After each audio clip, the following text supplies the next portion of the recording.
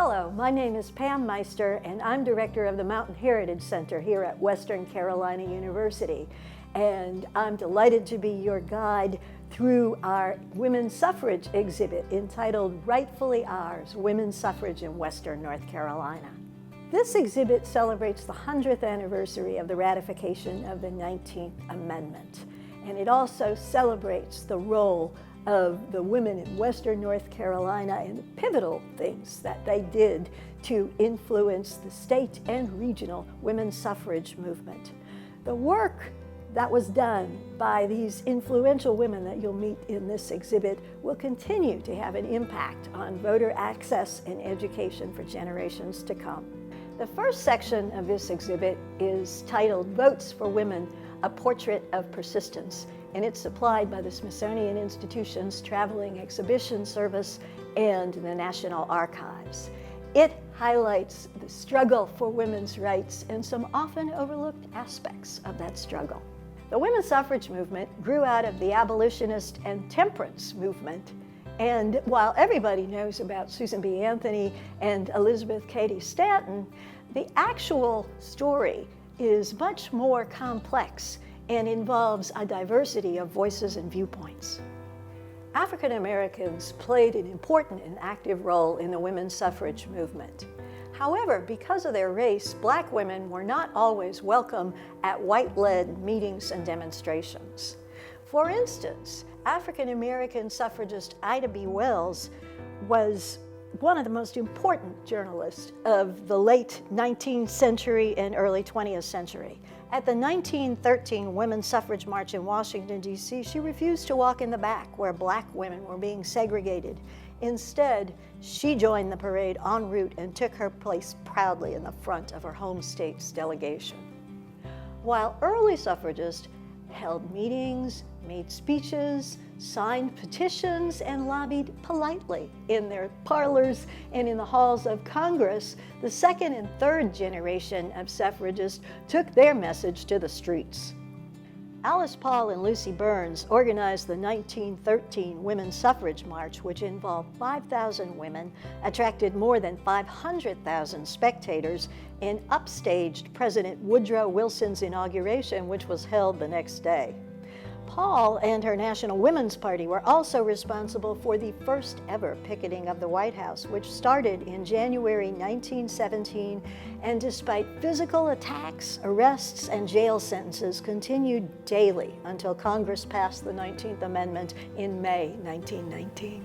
The second part of our exhibit tells the Western North Carolina story, which started in 1894 with the founding of the North Carolina Equal Suffrage Association in Asheville. Just 3 years later, State Senator J.L. Hyatt of Yancey County introduced a women's suffrage bill in the General Assembly, which unfortunately died after being referred to the Committee on Insane Asylums. The Equal Suffrage League gradually lost momentum and ended up going dormant about 1900. Luckily, a decade later, local women's suffrage chapters throughout the state began to pop up again, the first one in Morganton in 1913 and a statewide chapter forming in Charlotte in 1914. Many North Carolina women, both white and Black, were highly influential in the national fight for women's suffrage. Ella St. Clair Thompson was born and raised in Spruce Pine, but moved to Washington, D.C. to work for the U.S. Census Bureau. She served as the National Women's Party's North Carolina representative and as a field organizer traveling throughout the whole United States to establish Congressional Union state chapters. Nationally known educator Charlotte Hawkins Brown was also an ardent suffragist. In 1920, Dr. Brown masterminded a joint effort by the North Carolina Federation of Negro Women's Club, of which she was president, and the NAACP to register female African American voters statewide. She met with local leaders in Asheville, and an amazing total of 600 Black women attempted to register there, although sadly fewer than 75 succeeded due to Jim Crow tactics by registrars. While it was a huge win for women, the 19th Amendment didn't guarantee universal suffrage. African Americans and Native Americans were still often disenfranchised by racist voter registration tactics.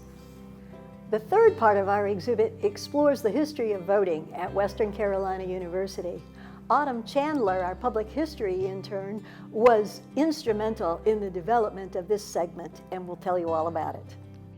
If voting is the best and easiest way for students to ensure their voice is heard, why not establish a polling place on campus? This was the question that former student Joanna Woodson asked in 2016. With her determination and help from fellow students, faculty, and staff, she created a one-stop early voting polling place on campus.